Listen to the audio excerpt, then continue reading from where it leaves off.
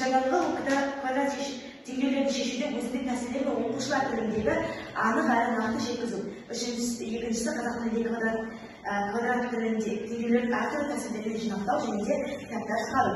Ал зерттеудің әдістері кітапханаларда арнайы зерттеу жұмыстарын жүргізіп, ғалымдар тарихын зерттеп, ой пікірлері, түрлі басылымдарды, оқулықтарды квадрат теңдеулерге қарай нәтижесін табу. Ал зерттеудің нәтижесі ол ерте заманнан бастап біздің ғалымдарымыз есебін дамытып, зерттеу өз бойындағы ерекше қасиеттерін, талантты дағдыларын, табиғи қасиеттер арқылы өздерінің тәжірибелік өмірі тәжірибелер қолдану. Кіріспе. Білім өркениеті әрқашаны әрдегі табандылықта кез келген мемлекеттің рухани және де әлеуметтік дәрежесі бірлікке дейін білім деңгейіне байланысты жан-жақты үйлесім өркениеттілердің ұрпағын тәрбиелеу шығу бүгінгі мектептердің алдында қойған мақсаттардың бірі болып табылады. Яғни әрбір орта мектептердің білім сапасын ол білім деңгейіне қарай болады. Ал осы талаптың орындалуы орта мектеп бағдарламасы әр пәннің, әр тарауының, әр оқушының санасында жетілдірей етіп оқытуда ғана орындалады. Олай болса оқушылардың жеке тұлғалы тәрбиелеуде математика пәні алатын орны зор. Енді бүгінгі тақырыбымыз квадрат теңдеулерді мектепке алгебра курсының маңыздылығы туралы айтылатын болады. Және де олар көптеген табиғи үрдістер мен құбылыстар басында есептеп шығару квадрат теңдеулердің шешуге келіп тіреледі. Ал зерттеу барысында квадрат теңдеулердің шешу жолдарын орын әдістермен жеке таныстыратын боламыз. Квадрат теңдеудің даму тарихын айта кетсек, екінші дәрежелі теңдеулерді шешу біздің заманымыздан бұрын 2000 жылдарында ежелгі вавилон шығара білген. Ежелгі Греция мемлекеттік математиктері квадрат теңдеулерін геометрия тәсілімен шешті. Мысалы, Евклид. Бұл кесінді орта және шекті қатынастарды бөлу арқылы шешкен. Квадрат теңдеулердің түбірлері формуласы бірнеше рет қайта жаңарып отыра берген. Бізге жеткен деректер ең бірінші бұл формула үнді математика Брахманпен ашқан жолпен алғанда 598 жылдар болған есеп. Ал енді ертедегі есептердің өздері атаулары бар. Яғни ол диофант ол ежелгі есептердің бірі болып табылады. Яғни ол диофант ол мәтінді есептерді көп кездеседі, қазіргі таңда оқуды және математикалық салада өте көп кездеседі. Яғни бұл мәтінді есептердің өзінің есептер шығару болып табылады. Теңдеудің шешімдерін табуға да болады. Ал бұл теңдеуді асыра алу әдісі Вен теоремасы арқылы шығарылады. Алтыншы әдіс квадрат теңдеулердің қасиеттерін қолдану.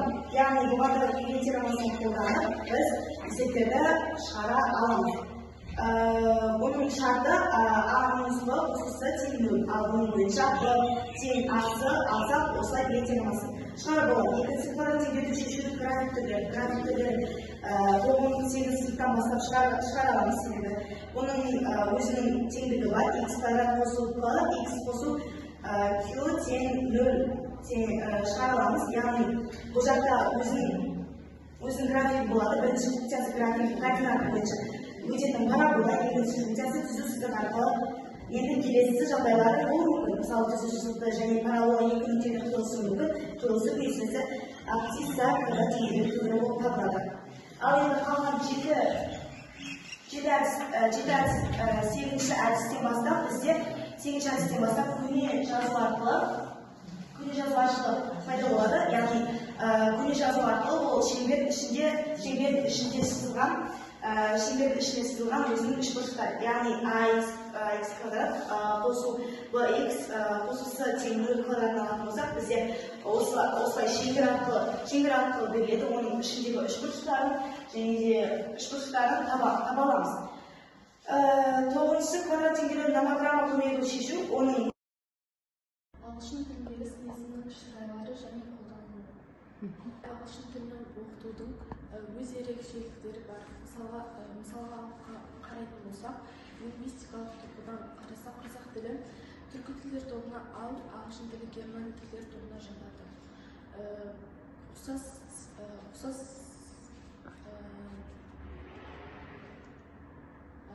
сөз-таптарын қарастыратын болсақ, сын есімді қарастыруға болады. Ол сөз қазақ тілінде де, ағылшын тілінде де бар. Есім ағылшын тіліндегідей қазақ тілінде де сондай анықтамаға ие. Мысалға келтіретін болсақ, big house, үлкен үй, red dress, қызыл көйлек, young man, жас кісі. Сын есім екіге бөлінеді. Қатыстық, сапалық, relative and qualitative. Қатыстық сын-есімдерде шырайлар түрі жоқ, үстеулермен қолданылады. Ал сапалық сын-есімде үстеулермен және де шырайлармен қолданылады. Ағылшын тілінде де қазақ тіліндегідей сын-есімнің үш шырайы бар: жай, салыстырмалы және күшейтпелі. Жай сын-есімдерге салыстырмалы шырайды жасайтын болсақ, жұмағын жалғаймыз, ал күшейтпелі шырайды жасайтын кезде жұмағын жалғау арқылы жасаймыз. Positive, deep, comparative, deeper, superlative, the deepest. Туынды сын-есімдер салыстырмалы шырайда more, көбірек, less, азырақ сөздері арқылы жасалады. Күшейтпелі шырайында the белгілі артикль бар, және де must және with сөздері арқылы жасаймыз.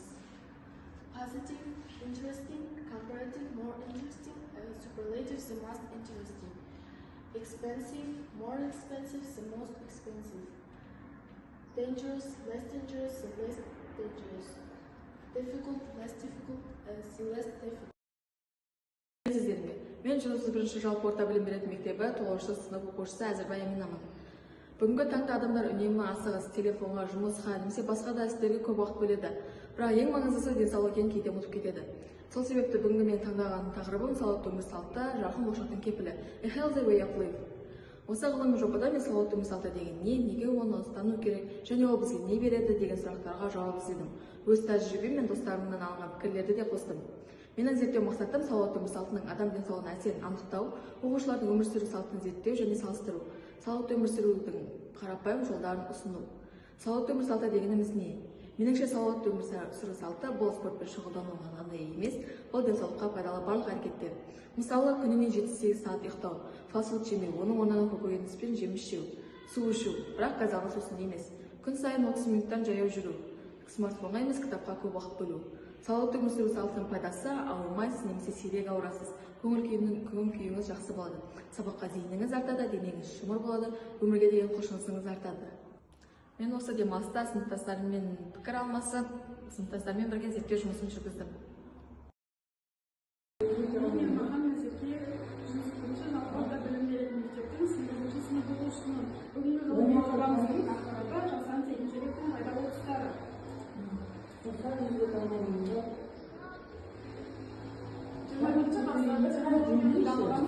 Қазақстанда адам өмірінің барлық саласына цифрлық жүйелер енуде. Солардың ішінде ең маңызды жаңалықтардың бірі жасанды интеллект. Жасанды интеллект адам секілді ойлап және адамдарда жылдам және тиімді шешім қабылдауға тырысады. Және бұл ғылыми жобада жасанды интеллекттің пайдалы тұстары қарастырылған және оның қоғамдағы орнына дала беріледі. Жасанды интеллект дегеніміз компьютерлер мен машиналар адам сияқты ойлап шешім қабылдай алу қабілеті. Ол машиналық оқыту, нейротеле, табиғи тілдерді меңгеру сияқты салалардан тұрады. Жасанды интеллект екіге бөлінеді: тар жасанды интеллект және жалпы жасанды интеллект. Тар жасанды интеллект нақты бір міндет қоймайды, ал жалпы жасанды интеллект адамның ақыл-ойымен тең әрекет ететін жүйе. Жасанды интеллекттің қазіргі таңда пайдалы тұстары өте көп. Олар білім беру саласында және оқушылардың білімін деңгейін талдайтын жүйелер, жеке оқуға бағытталған платформалар және мұғалімдердің жұмысын жеңілдететін құралдар. Мысалы, жоспар құру деген секілді. Және оның медицинада және өнеркәсіп пен өндірісте пайдалары өте көп. Медицинада дерттерді ерте анықтайтын жүйелер және рак ауруын ерте қарастырып емдеу ұсынады. Және хирургиялық роботтар. Өнеркәсіп пен өндірісте өнім сапасын бақылайды, жұмыс өнімділігін арттырады.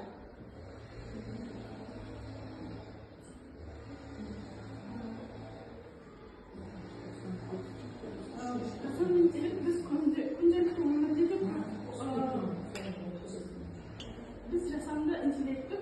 өмірде де қолданамыз. Смарт құрылғылар, мысалы Siri, Alexa, Google Assistant, ал көлік саласында автопилоттар, үйдегі ақылды жүйелер, жарық, жылу, қауіпсіздік секілді. ChatGPT сұрақтарға жауап беріп, мәтін жазуға көмектеседі. Ал Tesla автопилоты көлікті өзі жүргізеді. бұндай сесуалар көптеп шығып жатыр. Ал Google Translate ол сіздерді аударады, яғни көмектеседі. Айнаймация рак ауруын анықтап диагноз қоя алады. Бізде жасанды интеллекттің қалыпты жағы және шектеулері болады. Жасанды интеллект адам егер оны көп қолданған жағдайда адам жұмыссыз қалуы мүмкін, жұмыстарды яғни автоматтар атқарады. Ал жасанды интеллекттің шешімінің дұрыстығына әрқашан сенуге болмайды, себебі ол бізді көп жағдайда алдап жіберуі мүмкін. Және этикалық мәселелер, жеке деректердің қауіпсіздігі, бақылау, жауапкершілік.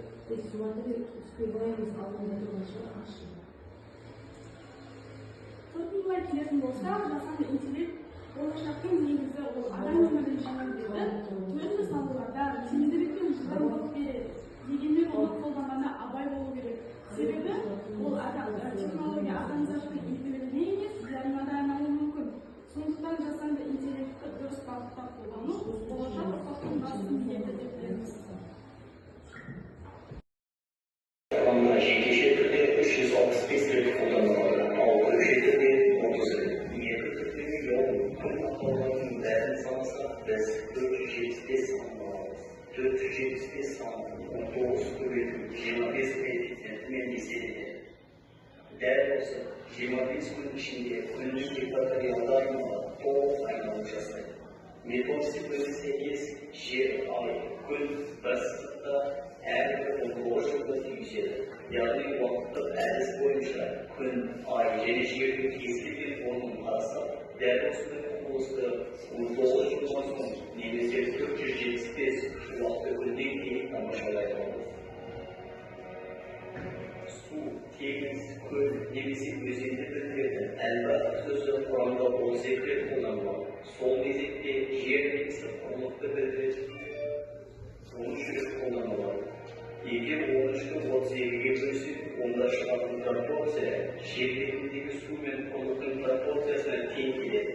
Алла өзінің белгілерін ақыл иелеріне осылайша ашады. Жер күнді 365 күнде толық айналып шығады. Осы уақыт аралығында жердің жалғыз және табиғи серігі ай оның бойымен 12 айналым жасайды. Құранда айлардың саны 12 деп айтылады. Тәуба сүресі 36 аят. Алланың кітабындағы айлардың саны 12. Сондай-ақ ай сөзі шағыр Құранда 12 рет қолданылады. Ай жердің жалғыз және табиғи серігі оның бойымен эллиптикалық орбитамен дәл 27,132 күн ішінде айналып шығады. Ал Құран ішінде ай сөзі қамар 27 рет қолданылады. Әрі жалғастыра кетсек, 19 санын туралы. Құранда көптеген жайттар 19 санмен байланысты.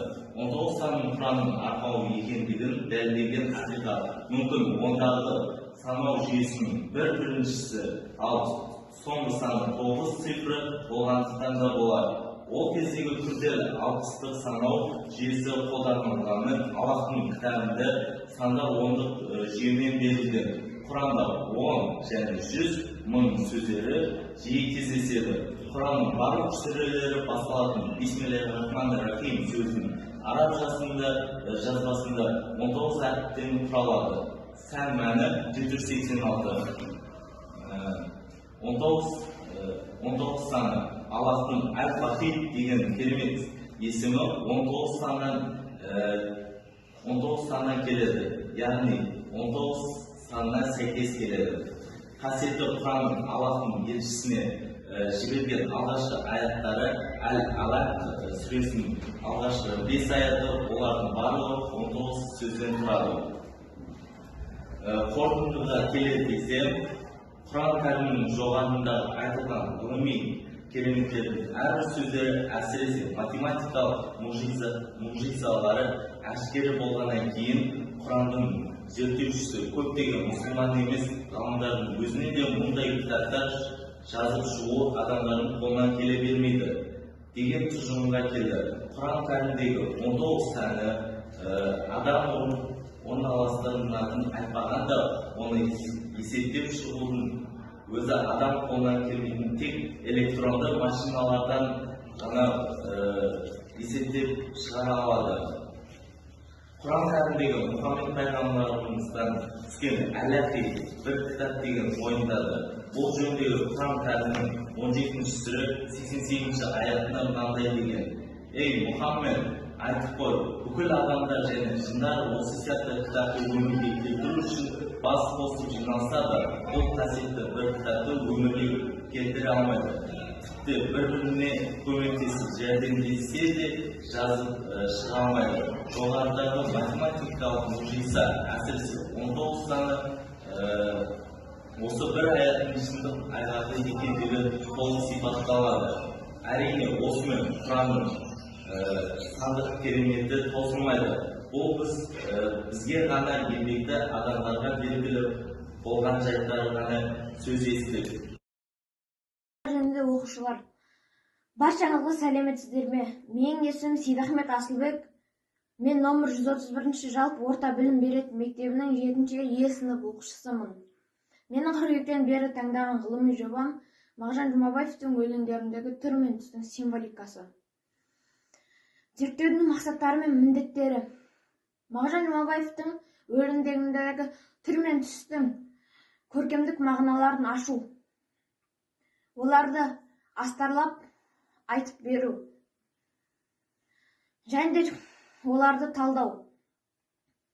Мағжанның поэзиясының ерекшелігі: символизм мен романтизм өкілі көбінесе ұлттық болмысқа, табиғатқа, сұлулыққа көңіл бөледі. Түр мен түс Мағжан атамыздың көркемдеуіш құралдарының бірі десек те болады. Түр мен түс демекші, Мағжан Жұмабаев атамыздың өлеңдерінде көп кездесетін түстер ақ, қара, қызыл, көк.